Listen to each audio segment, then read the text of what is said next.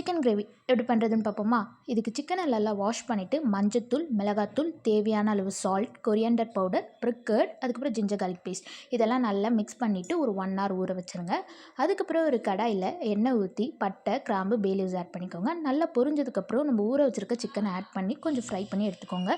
ரொம்ப ஃப்ரைலாம் இல்லை, சும்மா லைட்டாக ஃப்ரை ஆனால் போதும். அதுக்கப்புறம் அதே ஆயிலில் 2 ஆனியன் பொடியாக நறுக்குனது, கருவேப்பிலை, பச்சை மிளகாய் ஆட் பண்ணி வதக்கிக்கோங்க. சால்ட் ஆட் பண்ணால் சீக்கிரமாகவே வதங்கிரும். நல்லா வதங்கினதுக்கப்புறமா ஜிஞ்சர் கார்லிக் பேஸ்ட் அப்புறம் மஞ்சத்தூள் ஆட் பண்ணி நல்லா மிக்ஸ் கொடுத்துக்கோங்க. அதுக்கப்புறம் நம்ம டொமேட்டோ ஆட் பண்ண போகிறோம். டொமேட்டோ வந்து மசிகிற கன்சிஸ்டன்சி வர வரைக்கும் நல்லா வதக்கிக்கோங்க.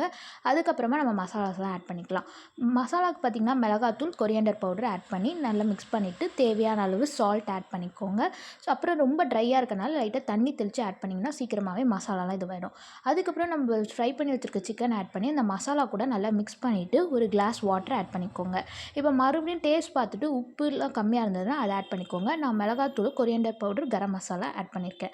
இதை ஒரு 10 minutes மூடி வச்சு எடுத்திங்கன்னா ஒரு சூப்பரான சிக்கன் கிரேவி ரெடி. ட்ரை பண்ணி பாருங்கள். பிடிச்சிருந்தா சப்ஸ்கிரைப் பண்ணிக்கோங்க.